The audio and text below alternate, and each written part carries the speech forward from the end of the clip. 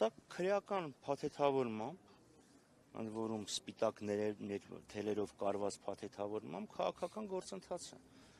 Նիկոլ Փաշինյանը ուղղակի պատերազմ է հայտարարել ամբողջ ժողովրդի դեմ եւ փորձում է երկրում հաստատել իր միահեծան բռնակալությունը անթաքույց կերպով։ Երբ նախորդ քարոզիային հարց ու պատասխանի ժամանակ հայտարարեց, որ Վարդան Ղուկասյանը պետք է դուրս դրվի,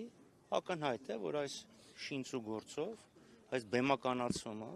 այս սարսափեցման ակցիան պետք է բեմադրվեր Գյումրիում, որպեսզի ցույց տրվեր բոլոր նրանց, ով հանդգնում է Նիկոլ Փաշինյանի հետ համաձայն չլինել, ով ունի սեփական կարծիքը, ում համար այս երկրի ճակատագիրը թանկ է, Նիկոլ Փաշինյանի անձնական թշնամին է եւ ամբողջ ռեպրեսիվ ապարատը օգտագործում է բոլոր այլախոհների դեմ։ Մենք դարձել ենք ուղղակի ոստիկանական բռնապետություն, ընդ որում ոստիկանությունը եւ իրավապահ համակարգը, իդեպ իրավապահ համակարգը ճակերտներով ծառայում է մեկ մարդուն։ Սա իրականությունն է։ Պարզ էր, որ Նիկոլ Փաշինյանը եւ քաղաքացիական պայմանագիրը չէին մարսելու Գյումրիում իրենց կրած պարտությունը։ Պարզ է, որ վաղար շաբաթում տեղական ինքնակառավարման մարմինների ընտրությունների նախաշեմին իրանք հերթական սարսափեցման ակցիան պետք է կազմակերպեին։ Սա իրականություն է։ Այն, որ այս բան Շիրակի թեմի առաջնորդն է կալանքի տակ եւ այսօր էլ չեն բացառում, որ Վարդան Ղուկասյանը կխաղալվի։ Դա կրկնում եմ, դա նույնն է, այսինքն Շիրակի իդեպ նշեմ, որ Շիրակի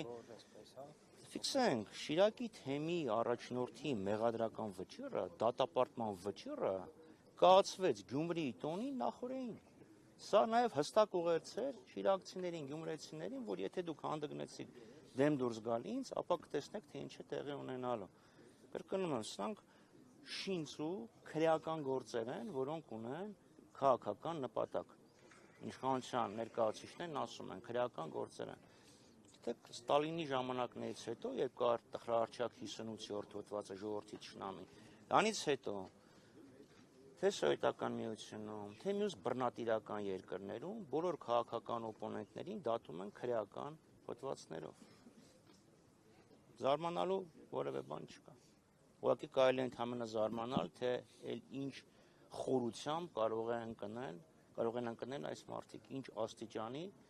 ուրեմն բարոյական, մարդկային խորքերի կարող են հասնել։ Այս շրջանում Վարդան Ղուկասյանի ազատ արձակումը հավանական համարում եք։ Չի ուզենա հիասթափեցնեի, բայց հավանական չեմ համարում։ Ինքը Նիկոլ Փաշինյանն էր մի անգամ հայտարարել, չէ՞, այդ որ դատավորը հանկարծ կհանդգնի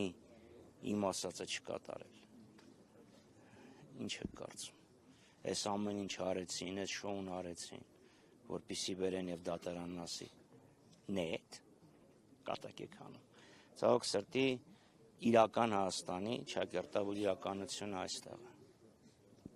Պարոն Խաչատրյան, որպես ընդդիմություն, ինչպես եք դուք պատրաստվում եւ ինչպես եք տեսնում այս ամեն ինչին վերջ տալը, սպասել հերթական խորհրդարանական ընտրություններին, թե դուրս գալ փողոց, չգիտեմ, հատկապես որ Նիկոլ Փաշինյանը ասում է, եթե ժողովուրդը զենայից հեռացնի, դուրս գա փողոց։ Հա, բայց if ժողովուրդը ցանկանում իրան հեռացնել, ինքը ամբողջ իր սարսափեցնող ապարատը գործի է դնում, հիշեցնեմ, նախորդ տարվա հունիսի 12-ը, երբ ոստիկանությունը կիրառեց Բաղրամյան, Պողոտա Բաղրամյան, Դեմիրճան Խաչմերուկի վրա, ժողովուրդը ներողություն եմ խնդրում, ոստիկանությունը կիրառեց հատուկ միջոցներ, տասնյակ մեր հայրենակիցներ հայտնվեցին հիվանդանոցներում, մի հոգի կորցրեց իր դաստակը եւ որևէ ոստիկան դրա համար պատասխանատվություն չկրեց։ Ընդդիմությունը պետք է պատրաստվի իրադարձությունների ցանկացած զարգացման։ Մենք երբեք չենք ասել, որ իշխանափոխության միակ տարբերակը ընտրություններն են։ Բոլոր օրենքին չհակասող գործողությունները